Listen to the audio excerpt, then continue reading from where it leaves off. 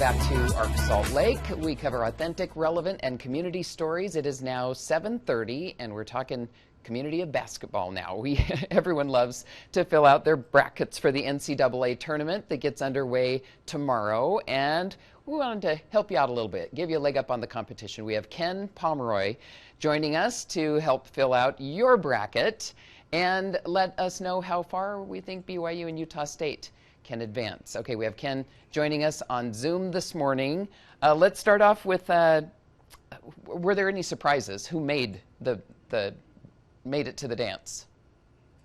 Not really. The selection committee did a really good job this year. They've kind of been trending towards using, I guess, more objective and predictable methods to select teams for the tournament. So for the most part, there weren't any surprises. The teams that got in were deserving, and there really wasn't much controversy.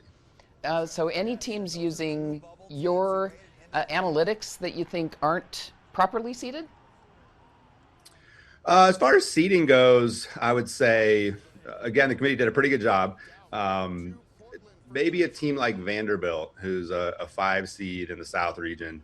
That's a team that you look at my ratings, they're ranked 11th or 12th, would suggest that they're probably more of a 3 seed type quality. So that's a team that stood out to me as one that was underseeded and potentially could go farther than you expect in the tournament. Okay, what about other surprises? Other surprises for me, I guess, maybe not surprises so much, but like teams that are misseeded a bit. UConn is a team that's pretty popular. They've won 2 of the last 3 national titles, but have struggled a bit this year just in terms of being able to dominate weaker competition, which is not a great sign for the future.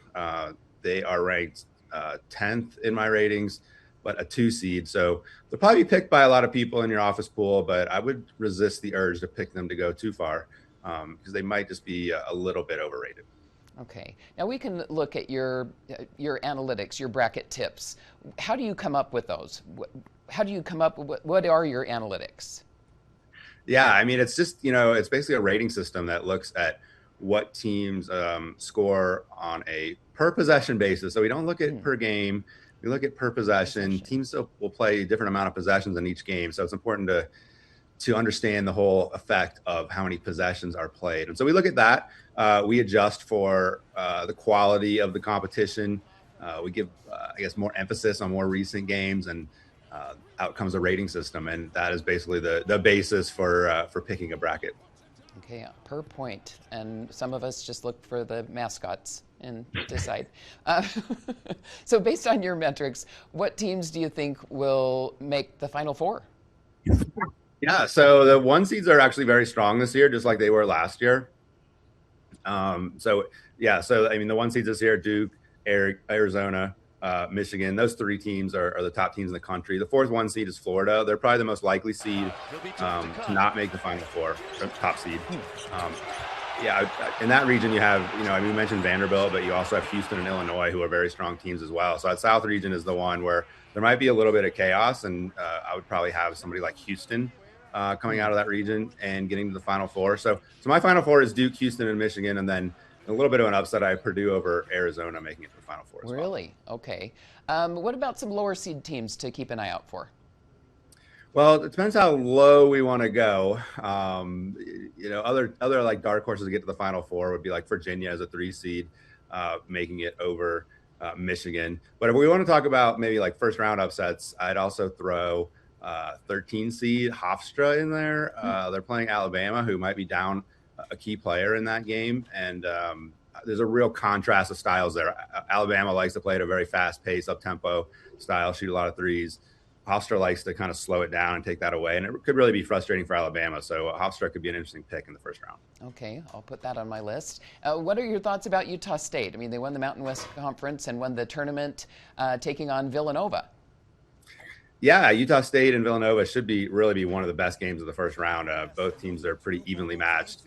Neither team, is necessarily loaded with talent. I mean, it's an 8 and 9 seed game, but the teams don't have weaknesses either. So it should be a really exciting game. The winner of that game ends up playing Arizona probably. So that could be extremely difficult for whoever wins that game. But yeah, it should be a really fun first round game for the Aggies. But Utah State, is there a chance they could beat Arizona? there is a chance. It's going to take a fair amount of help from Arizona not playing well, or maybe partying the night before or something, and not taking Utah State seriously. Yeah. Because Arizona's a really good team. That's right. Okay, but March Madness is called that for a reason, right? What about BYU facing Texas? And they defeated NC State in their 4-game? Right. Yeah, they beat NC State last night, so it'll be Texas against BYU. And last night was kind of an unusual game, a low-scoring game. Texas typically has not been very good on the defensive end this year, and Sean Miller, their head coach, even noted that last night. That was probably their best defensive game of the year. But if they revert to form, it could be good news for BYU. Obviously, they need a lot of help from the gentleman on your screen there, AJ DeBonsa.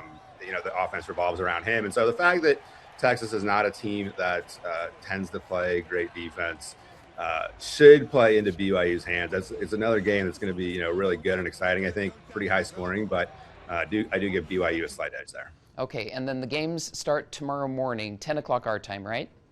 So correct. Yep. First round starts tomorrow morning. We just have like less than 24 hours to fill out our brackets. Got to get them in by 10 a.m. tomorrow, or you are out of luck. Out of luck. Okay, so kenpom.com is your website, and people can check that out. And we'll post this interview on our website and our YouTube page if you want to check that out. Ken, thanks so much for joining us this morning. Right. And good luck. Thanks, Mary. Yep. And now that you have some bracket tips, you can use those tips and join KUTV's Bracket Challenge. Scan the QR code on the bottom left of the screen and sign up, fill out your brackets. You have a chance to win some money.